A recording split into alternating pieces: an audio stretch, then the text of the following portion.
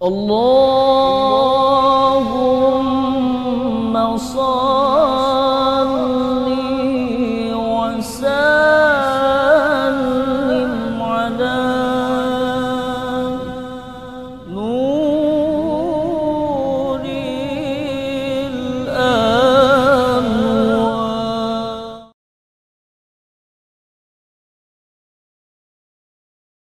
Alhamdulillah. Alhamdulillahil wahidil qahhar al-azizil jabbar wakilil layli 'alan nahar tafsiratan lidhawil qulub wal absar. Asyhadu an la ilaha illallah al-barrur rahim ar-rauful karim wa asyhadu anna Muhammadan 'abduhu wa rasuluhu al-mab'uts rahmatan lil alamin. Allahumma shalli wa sallim 'ala sayyidina Muhammadin wa ali kullin wa sa'iris salihin, amma ba'd. Fa ya ibadallah ittaqullaha haqqa tuqatih wa la tamutunna illa wa antum muslimun. Faqala ta'ala fi kitabil aziz, a'udzu billahi minasyaitonir rajim. Muhammadur Rasulullah walladzina ma'ahu asyidda'u 'alal kuffari rahama'u bainahum tarahum ruk'an sujadan yabtaghuna fadlan minallahi wa ridwana simahum fi wujuhim min atharis sujud. Shadaqallahul azim wa balagha rasulul habibul karim. Wa nahnu ala dhalika minasyahidin wasyakirin walhamdulillahi rabbil alamin. Jamaah Masjid Baitur Rahmat Badudwan yang diberkahi, dirahmati dan dicintai Allah Subhanahu wa taala. Alhamdulillah, pada kesempatan siang hari ini kita bisa silaturahim kembali berkumpul dalam rangka melaksanakan kewajiban kita, yaitu salat Jumat. Dan melalui khutbah Jumat yang singkat kali ini, khatib berwasiat kepada pribadi dan jamaah, mari kita berusaha sekuat tenaga kita untuk meningkatkan ketakwaan kita kepada Allah Subhanahu wa taala dengan menjalankan segala perintahnya dan menjauhi segala larangannya. Ibadallah rahimakumullah, landasan khutbah singkat kali ini adalah tafsir kisah surat Al-Fatah ayat 29 yang berhubungan dengan karakteristik Nabi Muhammad dan para sahabat. Ibadallah rahimakumullah, asbab nuzul dari ayat yang dibaca dalam muqaddimah tadi dalam kitab Lubabun Nuqul karangan Syekh Jalaluddin As-Suyuti, menurut mufassirin biriwayah, Nabi dan para sahabat Ahlus Suffah. Ahlus Suffah itu adalah sahabat-sahabat pilihan, baik muhajirin maupun ansor. Mereka selalu bekerja sama, bahu-membahu li'ala kalimatillah, untuk mendekatkan kalimat Allah, li'izzatil Islam wal muslimin, untuk kejayaan Islam dan muslimin, sehingga mereka mendapatkan reward, jaminan dari Allah. A'addalahum maghfiratahu ajran azima. Allah memberikan reward, hadiah kepada mereka, ampunan dan pahala yang agung.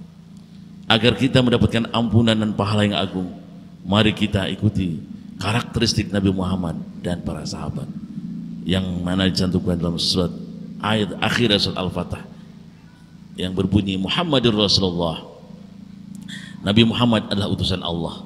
Syekh Ali As-Sabuni dalam tafsir Suffatut Tafasir mengatakan, kenapa Allah sampai membubuhkan Rasulullah? Karena masih ada orang musyrikun Mekah yang menganggap Nabi Muhammad sebagai tukang sihir.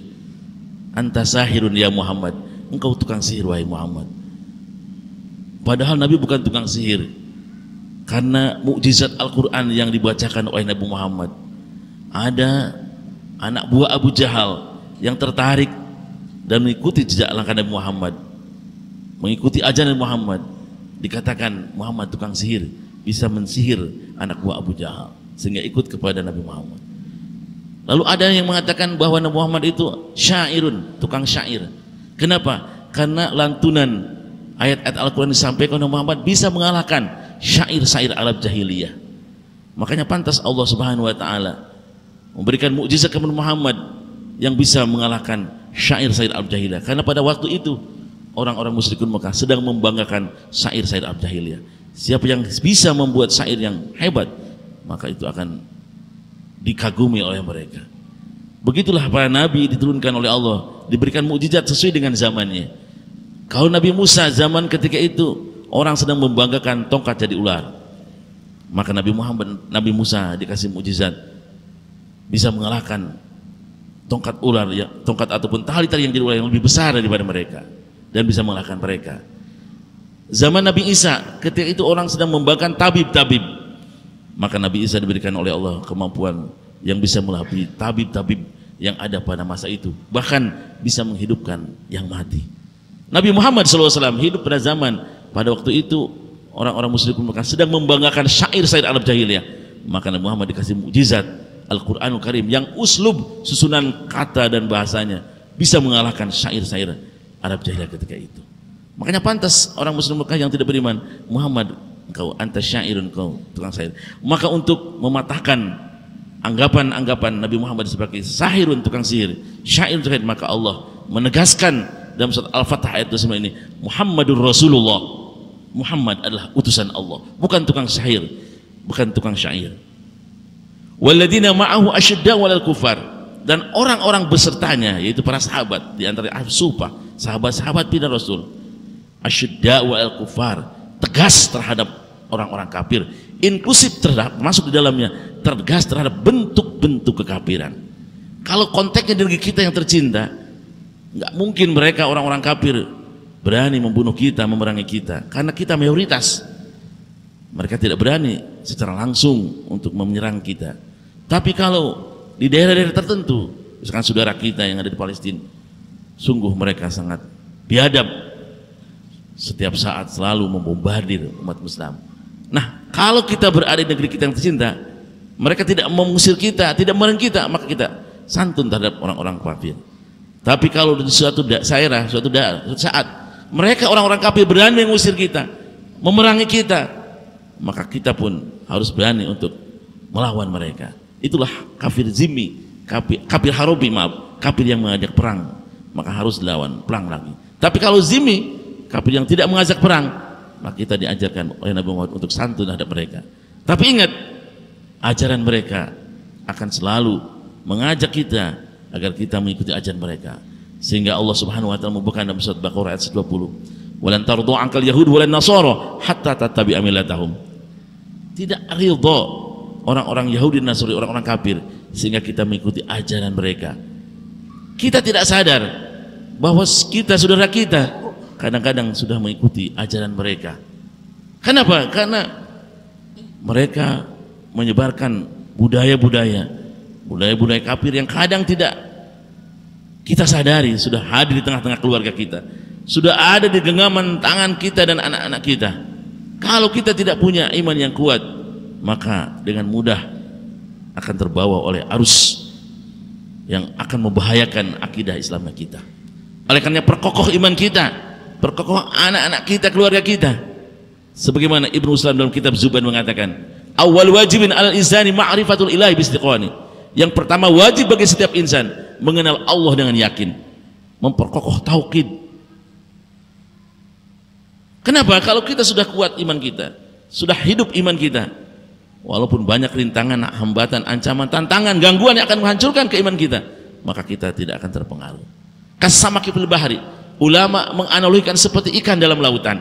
Coba kita perhatikan, ikan dalam lautan, walaupun sehari-hari ikan hidup berada di tengah-tengah air yang asin, tapi ikannya tidak asin. Kenapa? Karena ikannya hidup. Begitu juga kita hidup di era globalisasi, era informasi yang sudah tidak bisa dibendung lagi. Kalau iman kita hidup, insya Allah tidak akan terpengaruh. Ma'asyiral muslimin rahimakumullah, kita umat Islam harus tegas terhadap bentuk-bentuk kafiran, ajaran-ajaran, budaya-budaya kafir yang bertentangan dengan budaya-budaya Islam atau akhlakul karim. Itu yang pertama. Yang kedua, ruhama'u bainahum, Nabi dan para sahabat menebar kasih sayang di antara sama mereka. Sehingga Nabi mengatakan, irhamu man fil ardi yamhamkum man fis sama. Berkasih sayanglah terhadap makhluk Allah yang ada di muka bumi, pasti Allah dan malaikat akan menyayangi kita. Bahkan bukan kepada manusia, kepada binatang sekalipun kita harus bersantun. Ketika kita akan menyembelih binatang, kata Nabi, wal yuhidda sabrahu, hendaklah memperuncing alat untuk menyembelihnya. Jangan sampai kita menyembelih binatang, alat untuk menyembelihnya tumpul, itu akan menyiksa binatang. Kepada binatang pun kita harus berlaku santun. Kepada makhluk selain manusia, ketika kita akan membuang air kecil, Nabi pun mengajarkan, hendaklah kita jangan buang air kecil di tempat-tempat binatang seperti semut atau di lubang-lubang semut dan lain sebagainya. Ibadallah rahimakumullah, karena Nabi Muhammad SAW diutus, wa ma arsalnaka illa rahmatan lil alamin. Tidaklah kami mengutus engkau wahai Muhammad kecuali sebagai rahmat bagi semua alam. Alam itu bukan hanya manusia, termasuk binatang, tumbuh-tumbuhan. Maka di samping kita hablum minallah, hubungan baik dengan Allah, hablum minan nas, hubungan dengan manusia, juga hablum minal alam, hubungan baik dengan alam sekitar kita. Ibadah Allah rahimakumullah. Kalau kita tidak mau menebarkan kasih sayang, maka kita tidak akan dikasih sayang oleh Allah. Man la yarham la yurham. Siapa yang tidak berkasih sayang, maka tidak akan dikasih sayang oleh Allah Subhanahu wa taala. Terlebih-lebih kita dengan intern umat Islam, kita harus lebih untuk saling asah asih dan asuh. Sebab pada saat ini ada penelitian, hubungan antar umat beragama itu bagus. Kita dengan umat Hindu, Buddha bagus. Namun sayang pada saat ini intern umat beragama antar umat Islam, sesama umat Islam, kadang ada saling memojokkan, saling menghina. Na'udzubillah, summa na'udzubillah min dzalik. Kalau kita antara umat Islam,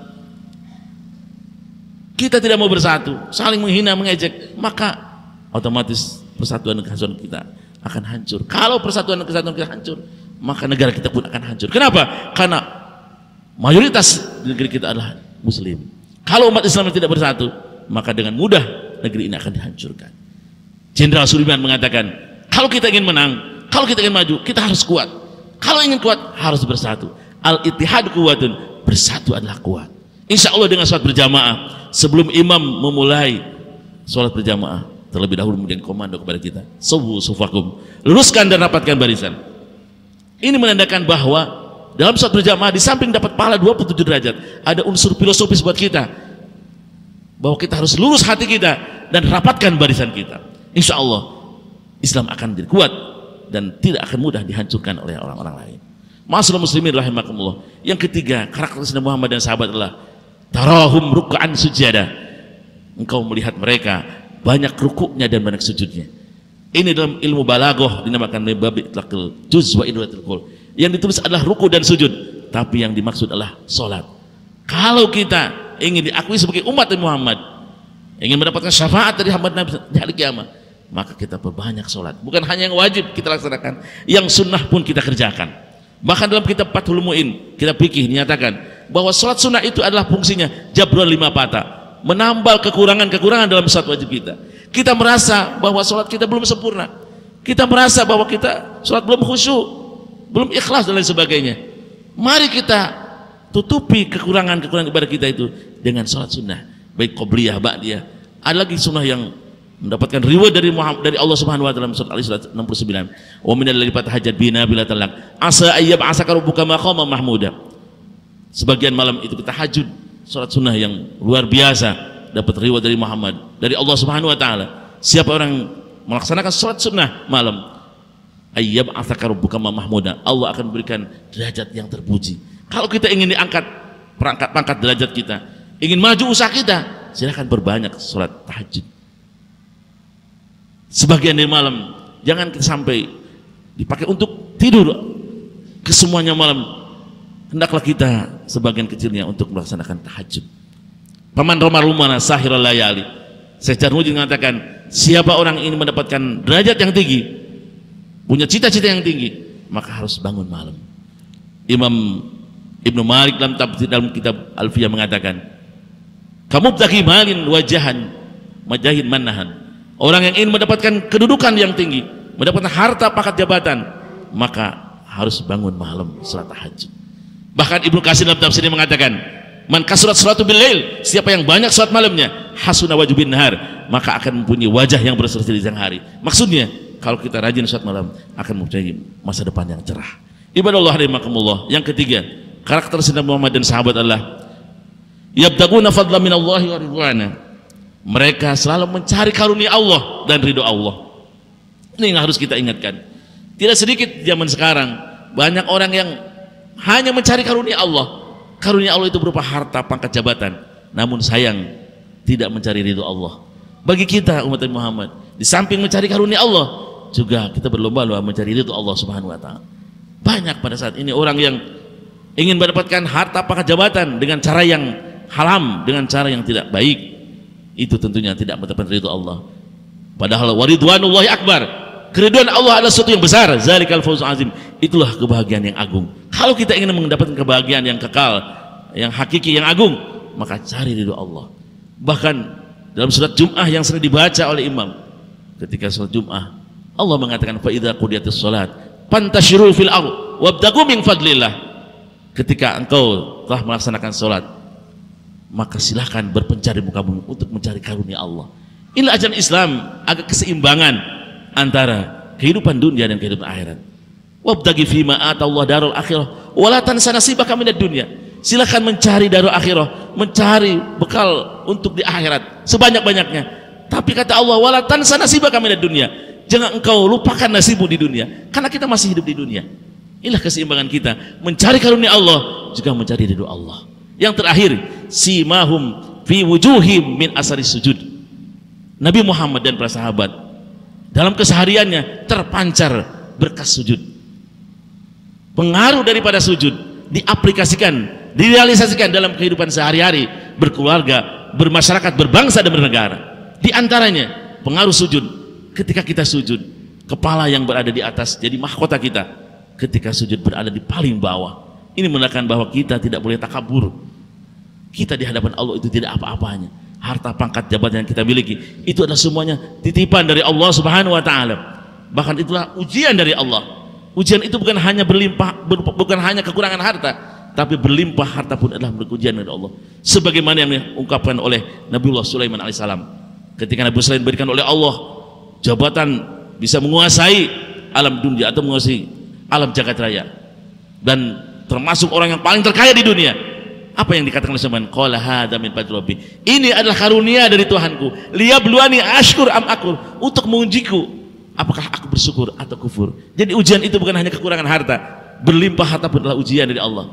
Oleh karena kita boleh takbur. Orang yang berhasil sholatnya, pengaruh sholat diterapkan dalam kehidupan sehari-hari, yaitu tidak takabur.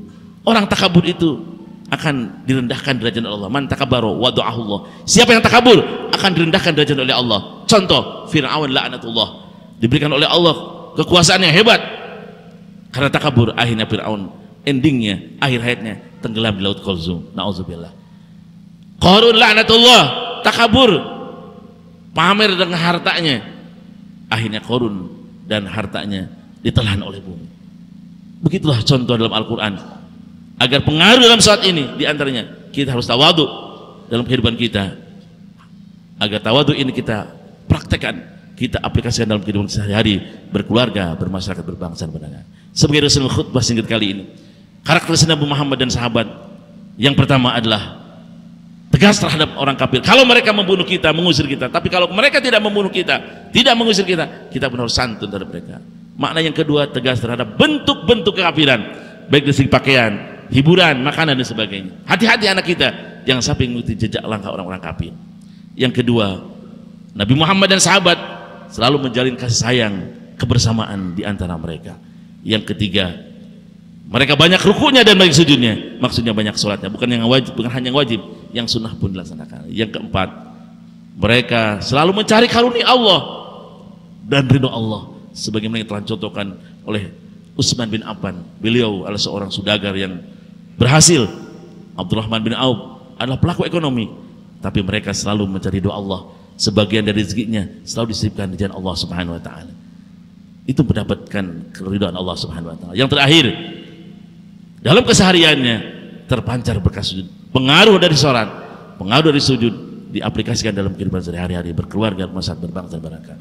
Mudah-mudahan khutbah singkat kali bermanfaat khotib pribadi dan umumnya untuk jamaah. Barakallahu wa lakum bima fi min ayatil hakim. Aqulu qawli hadza wa astaghfiru li wa lakum wa li sa'il muslimin muslimat fastaghfiru innahu al ghafurur rahim.